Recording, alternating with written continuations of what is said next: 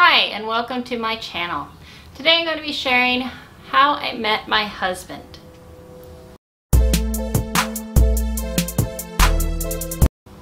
If this is your first time here, my name is Lori, and I make videos about my journey through faith, through life experiences, and whatever might come to mind that is helpful to you guys.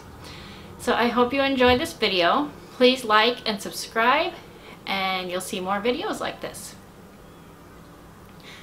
So in my last video I was sharing about how I went through an abusive relationship with a very narcissistic man.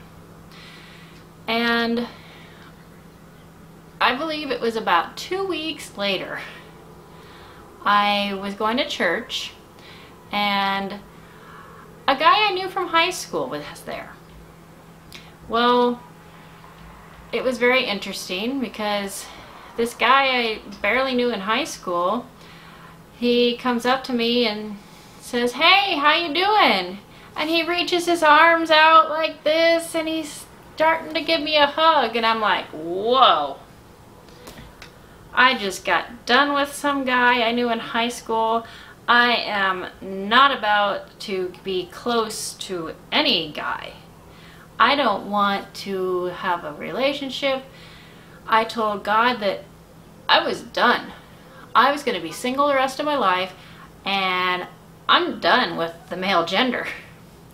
So now this guy, 2 weeks later, comes up to me and starts trying to give me a hug. I don't know what his motives are, but I sure didn't want any of that.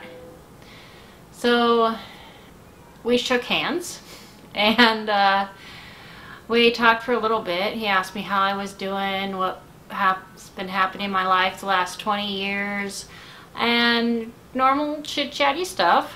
And he told me that he had moved to Sioux Falls, South Dakota. He told me he was up there with his brother, and he told me that there was some big things that happened in his life, and I just thought, okay, nice chatting with you. Have a nice life. Well, it wasn't too long after that he came to visit a second time. The first time he had been there because he was helping some friends of his move, and he decided, hey, I'm going to be going in that area. I'm going to go back to my home church. Well, the second time, I don't really know why he was visiting again. Maybe he was seeing some friends again. But he happened to be at church again. So it happened to be Potluck Sunday. And after church, I went to eat a meal. You know, it's a normal thing to do. And this guy sits down next to me. And I thought, okay, what does he want? I'm done with men. I could see being a friend, but I definitely don't want a relationship with anyone. And this guy's back again? What's going on here?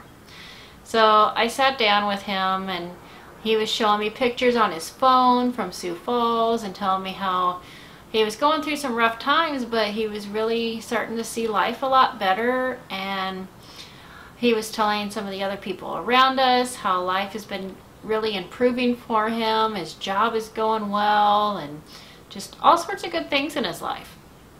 And what really got me is he started being polite.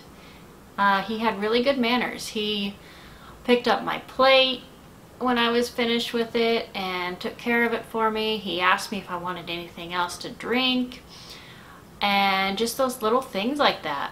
And I thought, okay, there's something weird about this guy. Not a bad weird either, but this isn't something I've normally seen in my life. I still didn't want a relationship with the guy, but I was kind of curious about him.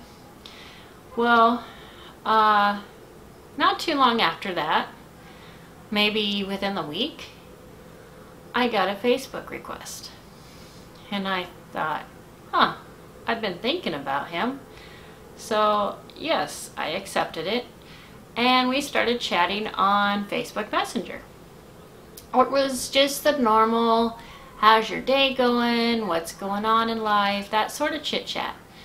And he wasn't starting off telling me about all these bad things in his life and all these people that have hurt him, because that's what I had experienced before. But this was different. So we maintained a friendship for quite some time. And, you know, I started telling him little things about my life, and he was telling me little things about his. He shared with me how he had really gone through some struggles, and he finally gave his life to God. And I told him about my experiences with an abusive boyfriend, and I wouldn't tell him who it was, but later on he did figure it out. And it was just really good to have a conversation with someone that didn't have a motive right away of telling me sob stories and wanting to date me. He just wanted a friend. And we just had a good friendship, got to know each other. And I'll tell you what, that was the best friendship that I'd had in a really long time. Just being able to be myself and tell someone about my life struggles and not having it be in a negative way. He gave me positive encouragement that you can do this and just all sorts of good things. And I hadn't really had a lot of that in my life. So we kept being friends, and we were at a good point in our friendship, and he kept asking me if I ever wanted to just get away for a while, that I could come up and see him. He said he had an extra bedroom and he wasn't gonna mess around or anything, but he said he always offers his friends a place to stay. So after a while, I was having some stress in my life, and I decided I do need to get out of here. He told me that if I could afford the gas to get there and back home, he would provide everything I need. He would make sure, you know, he'd pay for my meals, had a bed to sleep in, I wouldn't have to pay for a motel, and just that's all I needed was the gas to get there and back home.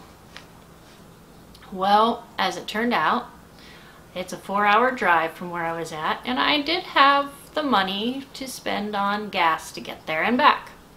So I went.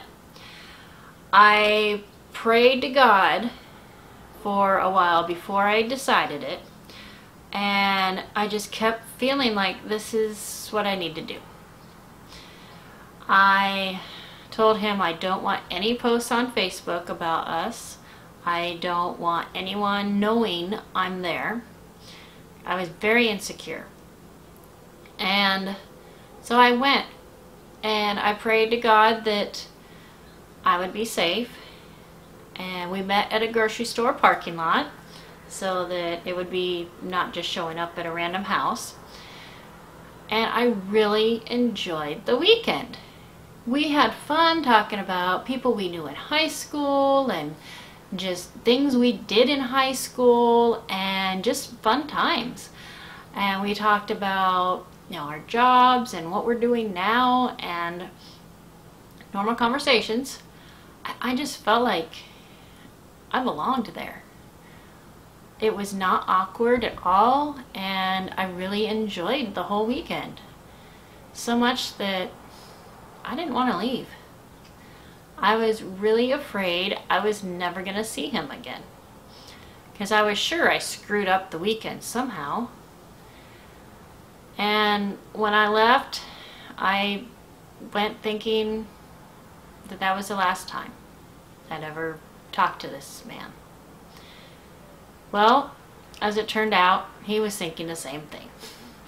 And well, we did keep on talking, and we were friends for quite some time, getting to know each other better, and it just eventually got to the point where he asked me if I would date him in a text message. I always joke with him about that now. I guess he was just so excited and wanted to ask me and just couldn't wait, or he was nervous about doing it in person, I don't know. But he asked me in a text message if I would be willing to date him. So we started dating, and we dated for about a year. And I went through a lot. It was really, really hard for me to trust someone after going through a relationship that I had just gotten out of. So it was really hard for me to trust that this man was not going to turn into a monster. But after a year of dating, he asked me to marry him. And during that year, we had the most humongous struggles getting our marriage, getting our wedding prepared. And I will be sharing that in another video, but we made it. We got married on July 15th of 2017.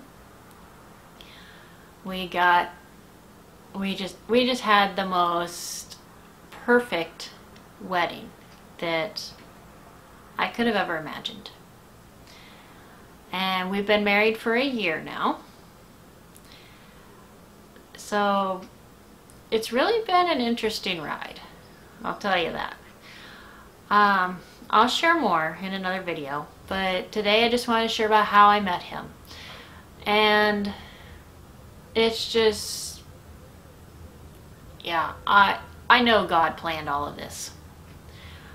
There's just so many coincidences we found. We discovered, even that weekend that I spent in Sioux Falls the first time, and he would tell me things like he had worked at a Walmart in Lincoln, Nebraska. And during that same time, I had worked at Walmart in Lincoln, Nebraska. The same Walmart. And there's just so many things that we found that, wow, we were running into each other in so many places and doing so many of the same things in the same time frame, but yet we never saw each other. He told me that he thought he saw me at Walmart working, but he thought, oh, she's not going to want to talk to me. And I had never seen him, but it's just so funny how we cross paths in our lives so many times. But those were not the times we were meant to be together. After we went through our struggles in life and grew the way that we'd had, that was when we were intended to be together. So I just wanted to share this with you.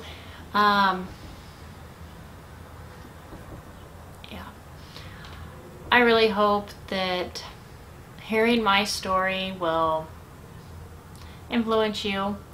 If you've just come out of a really bad relationship and someone's showing interest in you, be honest. Tell them that you were in a bad place, and tell them that it's really, really hard for you to trust anyone. If they're not willing to work with you and be patient, then that's not the right person. But my husband was super patient, understanding, and he never pressured me into anything. We both went into this completely willing. Nobody pressured anyone else, and that's the way it's supposed to be. And because we built that friendship for the first year, I've heard from so many couples at a church I used to go to that they were friends first. And it's so true. you can't just run and start dating someone and not know them. You really got to form a friendship before anything else. That is my recommendation there. So I really hope that this helped you guys today, and I hope you enjoyed my story. I will see you next time. Join the journey.